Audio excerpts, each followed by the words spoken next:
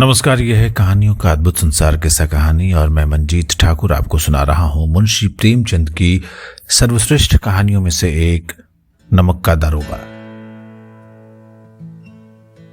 जब नमक का नया विभाग बना और ईश्वर प्रदत्त वस्तु के व्यवहार करने का निषेध हो गया तो लोग चोरी छिपे इसका व्यापार करने लगे।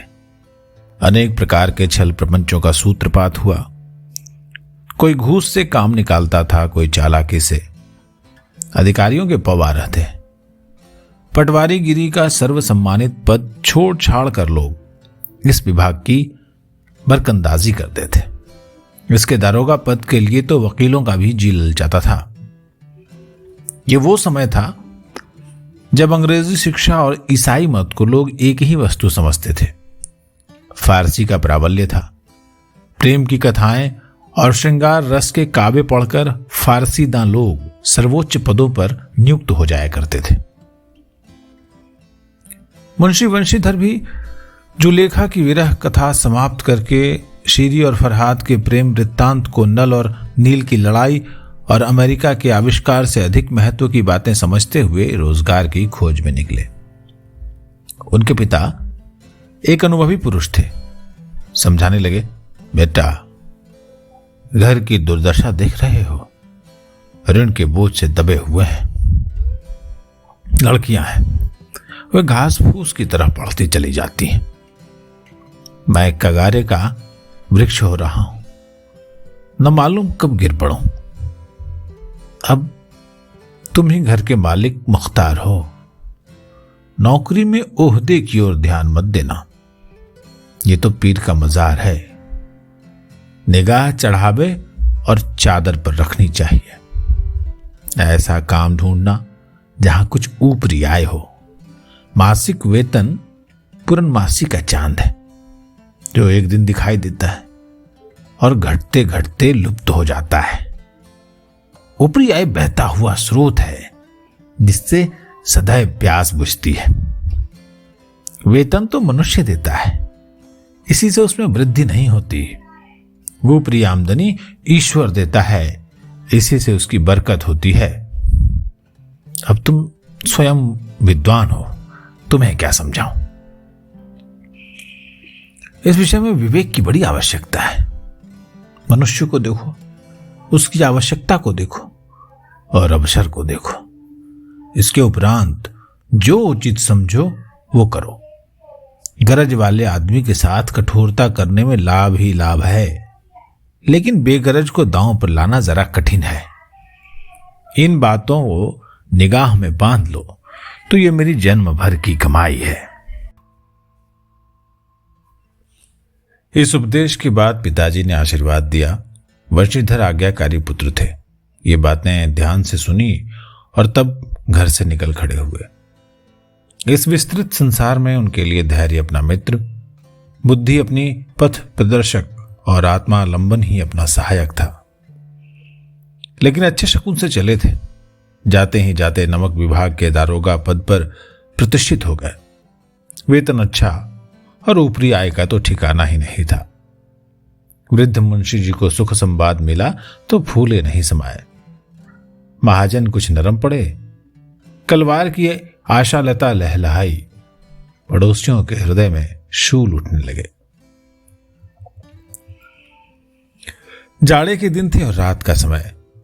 नमक के सिपाही चौकीदार नशे में मस्त थे। मुंशी वंशीधर को यहां आए भी 6 महीनों से अधिक नहीं हुए थे, लेकिन इस थोड़े समय में ही उन्होंने अपनी कार्यकुशलता और उत्तम आचार से अफसरों को मोहित कर लिया था। अफसर लोग उन पर बहुत विश्वास करने लगे। नमक के दफ्तर से 1 मील पूर्व की ओर जमुना बहती थी। उस पर नावों का एक पुल बना हुआ था। दारोगा जी किवाड़ बंद किए मीठी नींद सो रहे थे। अचानक आंख खुली तो नदी के प्रवाह की जगह गाड़ियों की गड़गड़ाहट तथा मल्लाहों का कोलाहल सुनाई दिया। उठ बैठे। इतनी रात गए गाड़ियां क्यों नदी के पार जाती हैं? अवश्य कुछ न कुछ गोलमाल है। तर्क ने भ्रम को पुष्ट किया। वर्दी पहनी, तमंचा जेब में रखा और बात की बात में घोड़ा बढ़ाए हुए पुल पर आ पहुंचे। गाड़ियों की एक लंबी कतार पुल के पार जाती देखी। डांट कर पूछा, किसकी गाड़ियां हैं? थोड़ी देर तक सन्नाटा रहा। आदमियों में कुछ कानाफूसी हुई। तब आगे वाले ने कहा, पंडित अलोपी दीन की। कौन पंडित अलोपी दीन? दातागंज के। मुंशी वंशीधर चौंके। पंडित अलोपी दीन इस इलाके के सबसे प्रतिष्ठित जमींदार थे। लाखों रुपए का लेन देन करते थे। इधर छोटे से बड़े कौन ऐसे थे जो उनके ऋणी न हो। व्यापार में भी बड़ा लंबा चौड़ा था। बड़े चलते पुर्जे आदमी थे। अंग्रेज अफसर उनके इलाके में शिकार खेलने आते और उनके मेहमान होते। 12 मास सदाव्रत चलता था। मुंशी ने पूछा, गाड़ियां कहां जाएंगी? उत्तर मिला, कानपुर। लेकिन इस प्रश्न पर किसमें क्या है, सन्नाटा छा गया।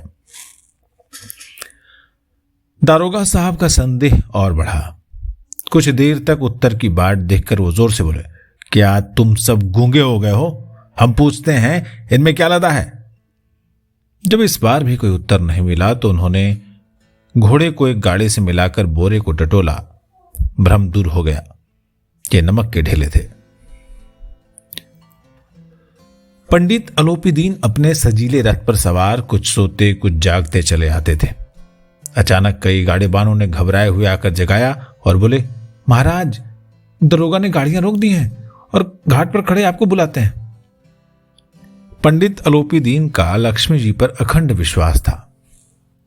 वो कहा करते थे कि संसार का तो कहना ही क्या, स्वर्ग में भी लक्ष्मी जी का ही राज्य है। उनका यह कहना यथार्थ ही था। न्याय और नीति सब लक्ष्मी के ही तो खिलौने हैं।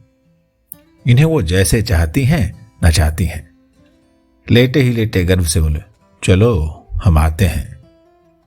ये कहकर पंडित जी ने बड़ी निश्चिंतता से पान के बीड़े लगाकर खाए। फिर लिहाफ ओढ़े हुए दारोगा के पास आकर बोले, बाबूजी आशीर्वाद।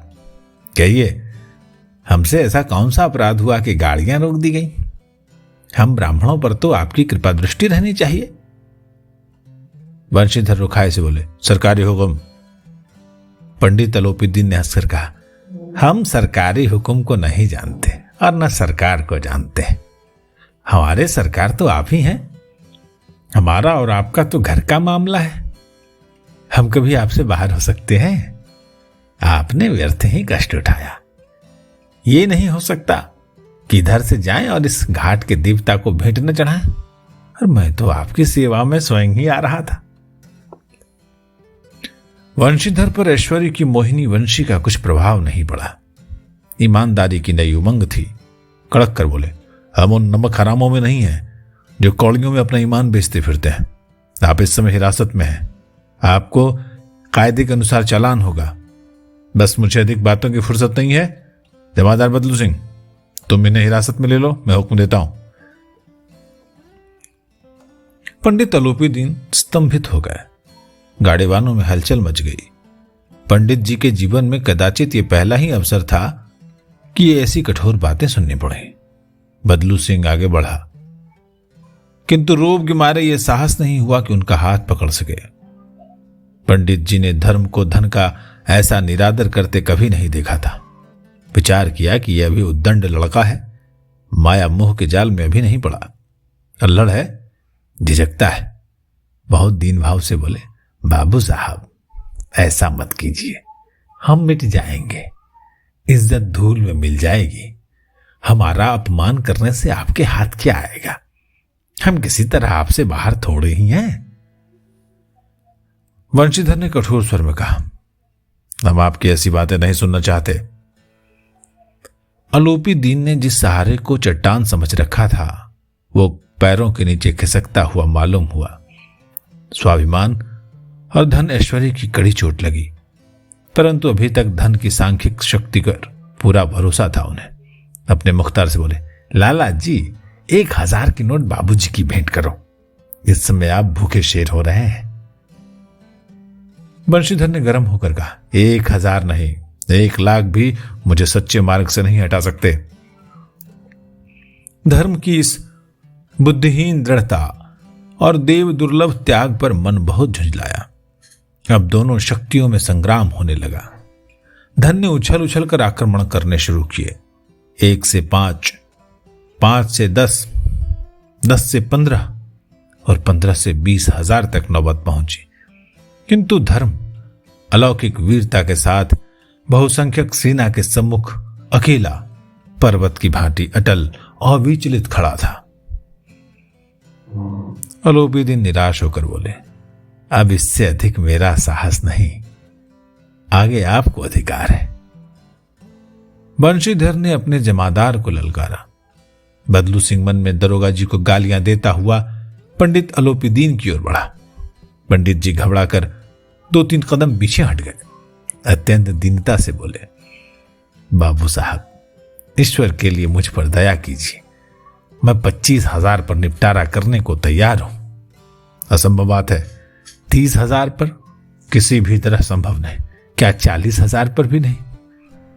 40,000 नहीं, 40 लाख पर भी असंभव है। बदलू सिंह, इस आदमी को हिरासत में ले लो।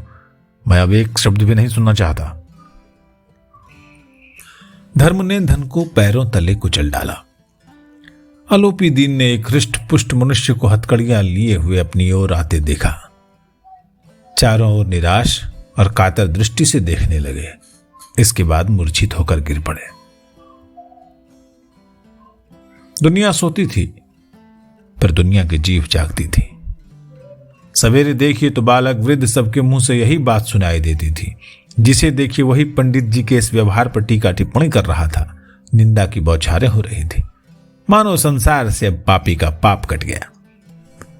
पानी को दूध के नाम से बेचने वाला ग्वाला, कल्पित रोजनामचे भरने वाला अधिकारी वर्ग, रेल में बिना टिकट सफर करने वाले बाबू लोग, जाली दस्तावेज बनाने वाले सेठ और साहूकार, ये सब के सब देवताओं की भांति गर्दनें चला रहे थे। जब दूसरे दिन पंडित अलोपीदीन अभियुक्त होकर कांस्टेबलों के साथ हाथों में हथकड़ियां, हृदय में ग्लानि और शोभ भरे लज्जा से गर्दन झुकाए अदालत की तरफ चले तो सारे शहर में हलचल मच गई। मेलों में कदाचित आंखें इतनी व्यग्र नहीं होती होंगी। भीड़ के मारे छत और दीवार में कोई भेद नहीं रहा। परंतु अदालत में पहुंचने की देर थी। पंडित अलोपीदीन इस अगाध वन के सिंह थे। अधिकारी वर्ग उनके भक्त, अमले उनके सेवक, वकील मुख्तार उनके आज्ञा पालक और अर्दली चपरासी और चौकीदार तो उनके बिना मोल के गुलाम थे। उन्हें देखते ही लोग चारों तरफ से दौड़े। सभी लोग विस्मित हो रहे थे। इसलिए नहीं कि अलोपीदीन ने यह कर्म किया, बल्कि इसलिए कि वो कानून के पंजे में आए कैसे। ऐसा मनुष्य जिसके पास असाध्य साधन करने वाला धन और अनन्य वाचालता हो, वो क्यों कानून के पंजे में आए? प्रत्येक मनुष्य उनसे सहानुभूति प्रकट करता था। बड़ी तत्परता से इस आक्रमण को रोकने के निमित्त वकीलों की एक सेना तैयार की गई। न्याय के मैदान में धर्म और धन में युद्ध ठन गया। मुंशी वंशीधर चुपचाप खड़े थे। उनके पास सत्य के सिवाय और कोई बल नहीं था, न स्पष्ट भाषण के अतिरिक्त कोई शस्त्र। गवाह थे, लेकिन लोभ से डावाडोल। यहां तक कि मुंशी जी को न्याय भी अपनी ओर कुछ खिंचा हुआ सा दिख पड़ता था। वो न्याय का दरबार था, लेकिन उसके कर्मचारियों पर पक्षपात का नशा छाया हुआ था। किंतु पक्षपात और न्याय का क्या मेल? जहां पक्षपात हो वहां न्याय की कल्पना नहीं की जा सकती। मुकदमा शीघ्र ही समाप्त हो गया। डिप्टी मजिस्ट्रेट ने अपनी तजवीज में लिखा, पंडित अलोपीदीन के विरुद्ध दिए गए प्रमाण निर्मूल और भ्रमात्मक है। वो एक बड़े भारी आदमी है। ये बात कल्पना के बाहर है कि उन्होंने थोड़े लाभ के लिए ऐसा दुस्साहस किया। यद्यपि नमक के दरोगा मुंशी वंशीधर का अधिक दोष नहीं है, लेकिन ये बड़े खेद की बात है कि ये उसकी उद्दंडता और विचारहीनता के कारण एक भले मानुष को कष्ट झेलना पड़ा। हम प्रसन्न हैं कि वो अपने काम में सजग और सचेत रहता है, परंतु नमक के मुकदमे की बढ़ी हुई नमक से हलाली ने उसके विवेक और बुद्धि को भ्रष्ट कर दिया। भविष्य में उसे होशियार रहना चाहिए। वकीलों ने यह नमक का दारोगा सुना और उछल पड़े। पंडित अलोपीदीन मुस्कुराते हुए बाहर निकले। स्वजन बांधवों ने रुपए की लूट की उदारता का सागर उमड़ पड़ा। उसकी लहरों ने अदालत की नींव तक हिला दी। जब वंशीधर बाहर निकले तो चारों ओर उन पर व्यंग्यवाणों की वर्षा होने लगी। चपरासियों ने झुक झुक कर सलाम किए किंतु इस समय एक कटुवाक के एक एक संकेत उनकी गर्वाग्नि को प्रज्वलित कर रहा था। कदाचित इस मुकदमे में सफल होकर वो इस तरह अकड़ते हुए न चलते। आज उन्हें संसार का एक खेदजनक विचित्र अनुभव हुआ। न्याय और विद्वता, लंबी चौड़ी उपाधियां, बड़ी बड़ी दाढ़ियां, ढीले जोगे, ये एक भी सच्चे आदर के पात्र नहीं है। वंशीधर ने धन से बैर मोल लिया था, उसका मूल्य चुकाना अनिवार्य था। कठिनता से एक सप्ताह बीता होगा कि मुअत्तली का परवाना आ पहुंचा। कर्तव्य परायणता का दंड मिला। बेचारे वग्न हृदय शोक और खेद से व्यथित घर को चले। बूढ़े मुंशी जी तो पहले से ही कुड़बुड़ा रहे थे कि चलते चलते इस लड़के को समझाया था, लेकिन इसने एक नहीं सुनी। सब मनमानी करता है। हम तो कलवार और कसाई के तगादे से हैं, बुढ़ापे में भगत बनकर बैठे और वहां बस वही सूखी तनख्वाह। हमने भी तो नौकरी की है और कोई ओहदेदार नहीं थे, लेकिन काम किया, दिल खोल कर किया, और आप ईमानदार बनने चले। घर में चाहे अंधेरा हो, मस्जिद में अवश्य दिया जलाएंगे। खेद ऐसी समझ पर। पढ़ना लिखना सब अकारत गया। इसके थोड़े ही दिनों के बाद जब मुंशी वंशीधर इस दुरावस्था में घर पहुंचे और बूढ़े पिताजी ने समाचार सुना तो सिर पीट लिया। बोले, जी चाहता है कि तुम्हारा और अपना सिर फोड़ लो। बहुत देर कर पछता कर हाथ मलते रहे।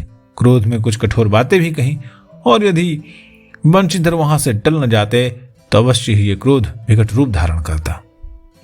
वृद्ध माता को दुख हुआ। जगन्नाथ और रामेश्वर यात्रा की कामनाएं मिट्टी में मिल गई। पत्नी ने तो कई दिनों तक सीधे मुंह बात तक नहीं की। इसी प्रकार एक सप्ताह बीत गया। शाम का वक्त था। बूढ़े मुंशी जी बैठे बैठे राम नाम की माला जप रहे थे। इसी समय उनके द्वार पर सजा हुआ रथ आकर रुका। हरे और गुलाबी पर्दे, पचहिए बैलों की जोड़ी, उनकी गर्दन में नीले धागे, सींग पीतल से जड़े हुए, कई नौकर लाठियां कंधे पर साथ रखे साथ में थे। मुंशी जी अगवानी को दौड़े तो देखा पंडित अलोपी दीन है। झुककर दंडवत की और लल्लो चप्पो की बातें करने लगे। हमारा भाग्य उदय हुआ जो आपके चरण इस द्वार पर आए। आप हमारे पूज्य देवता है। आपको कौन सा मुंह दिखाए, मुख में तो कालिख लगी हुई है, परंतु क्या करें, लड़का अभागा कपूत है, नहीं तो क्या आपसे मुंह छिपाना पड़ता। ईश्वर ने संतान रखे, लेकिन ऐसी संतान न दे। अलोपी दीन ने कहा, नहीं भाई साहब, ऐसा मत कहिए। मुंशी जी ने चकित होकर कहा, ऐसी संतान को और क्या कहूं। अलोपी दीन ने वात्सल्यपूर्ण स्वर में कहा, कुल तिलक और पुरखों की कीर्ति उज्जवल करने वाले संसार में ऐसे कितने धर्मपरायण मनुष्य हैं जो धर्म पर अपना सब कुछ अर्पण कर सके। पंडित अलोपी दीन ने वंशीधर से कहा, दरोगा जी, इसे खुशामद मत समझिए। खुशामद करने के लिए मुझे इतना कष्ट उठाने की जरूरत नहीं थी। उस रात आपने अपने अधिकार बल से अपनी हिरासत में लिया था, किंतु आज मैं स्वेच्छा से आपकी हिरासत में आया हूं। मैंने हजारों रईस और हजारों अमीर देखे, हजारों उच्च पदाधिकारियों से काम पड़ा, किंतु परास्त किया तो आपने। मैंने सबको अपना और अपने धन का गुलाम बनाकर छोड़ दिया। मुझे आज्ञा दीजिए कि आपसे कुछ विनय करूं। वंशीधर ने अलोपी दीन को आते देखा तो उठकर सत्कार किया, किंतु स्वाभिमान सहित। समझ गए कि ये महाशय मुझे लज्जित और जलाने आए हैं। क्षमा प्रार्थना की चेष्टा नहीं की, वरन उन्हें अपने पिता की ये ठकुर सुहाती की बात असह्य सी प्रतीत हुई। पर पंडित जी की बातें सुनी तो मन की अमेल मिट गया। पंडित जी की ओर उड़ती हुई दृष्टि से देखा, सद्भाव झलक रहा था। गर्भ ने अब लज्जा के सामने सिर झुका दिया। शर्माते हुए बोले, ये आपकी उदारता है जो ऐसा कहते हैं। मुझसे जो कुछ अविनय हुई है उसे क्षमा कीजिए। मैं धर्म की बेड़ी में जकड़ा हुआ था, नहीं तो वैसे मैं आपका दास हूं। जो आज्ञा होगी वो मेरे सिर माथे पर। अलोपी दीन ने विनीत भाव से कहा, नदी तट पर आपने मेरी प्रार्थना स्वीकार नहीं की थी, किंतु आज करनी पड़ेगी। वंशीधर बोले, मैं किस योग्य हूं, किंतु जो कुछ सेवा मुझसे हो सकेगी उसमें त्रुटि नहीं होगी। आलोपी दीन ने एक स्टाम्प लगा हुआ पत्र निकाला और वंशीधर के सामने रखकर बोले, इस पद को स्वीकार कीजिए और अपने हस्ताक्षर कर दीजिए। मैं ब्राह्मण हूं, जब तक ये सवाल पूरा न कीजिएगा द्वार से नहीं हटूंगा। मुंशी वंशीधर ने उस कागज को पढ़ा तो कृतज्ञता से आंखों में आंसू भर आए। पंडित अलोपीदीन ने उनको अपनी सारी जायदाद का स्थायी मैनेजर नियत किया था। 6,000 वार्षिक वेतन के अतिरिक्त रोजाना खर्च अलग, सवारी के लिए घोड़ा, रहने को बंगला, नौकर चाकर मुफ्त। कंपित स्वर में बोले, पंडित जी, मुझ में इतनी सामर्थ्य नहीं है कि आपकी उदारता की प्रशंसा कर सकूं, किंतु ऐसे उच्च पद के योग्य नहीं हूं। अलोपीदीन हंसकर बोले, मुझे इस समय एक अयोग्य मनुष्य की ही जरूरत है। वंशीधर ने गंभीर भाव से कहा, यह तो मैं आपका दास हूं। आप जैसे कीर्तिवान सज्जन पुरुष की सेवा करना मेरा सौभाग्य है, परंतु मुझ में न विद्या है, न बुद्धि, न वो स्वभाव जो इन त्रुटियों की पूर्ति कर देता है। ऐसे महान कार्य के लिए एक बड़े मर्मज्ञ अनुभवी मनुष्य की जरूरत है। अलोपीदीन ने कलमदान से कलम निकाली और उसे वंशीधर के हाथ में देकर बोले, न मुझे विद्वता की चाह है, न अनुभव की, न कर मर्मज्ञता की, न कार्यकुशलता की। इन गुणों के महत्व को खूब पा चुका हूं। अब सौभाग्य और सुअवसर ने मुझे वो मोती दे दिया जिसके सामने योग्यता और विद्वता की चमक फीकी पड़ जाती है। ये कलम लीजिए, अधिक सोच विचार मत कीजिए, दस्तखत कर दीजिए। परमात्मा से यही प्रार्थना है कि वो आपको सदैव वही नदी के किनारे वाला बेमुरब्बत उदंड, कठोर लेकिन धर्मनिष्ठ दारोगा बनाए रखे। बंशीधर की आंखें डबडबा गईं। हृदय के संकुचित पात्र में इतना एहसान न समा सका। एक बार फिर पंडित जी की ओर भक्ति और श्रद्धा की दृष्टि से देखा और कांपते हुए हाथ से मैनेजरी के कागज पर हस्ताक्षर कर दी। पंडित अलोपीदीन ने प्रफुल्लित होकर उन्हें गले लगा लिया। यह कहानी थी नमक का दो रोगा, प्रेमचंद जी की लिखी हुई महान कहानियों में से एक है। और आपने अगर कहीं हिंदी स्टेट्स से, हिंदी स्पीकिंग बेल्ट से कहीं से आपने अगर पढ़ाई की है तो ये कहानी आपने जरूर कोर्स की कहानी में पढ़ा होगा, किताबों में पढ़ा होगा। ये जो वाचन आप सुन रहे हैं मंजीत ठाकुर की आवाज है। और आपको अगर अच्छा लगा हो, ये वाचन अच्छा लगा हो, कहानी तो बेशक अच्छी लगी ही होगी क्योंकि उसमें कुछ कहना ही नहीं है, तो आप अपने दोस्तों को सुनाएं। किस्सा कहानी के इस चैनल को सब्सक्राइब करें, कमेंट में लिखें और खास तौर पर अपने बच्चों को जो रील देख देख कर परेशान हो रहे हैं और ब्रेन रॉट का शिकार हो रहे हैं, उनको ये कहानी जरूर सुनाइए। हम हिंदी साहित्य के मोती चुन चुन कर आप तक लाते रहेंगे। नमस्कार।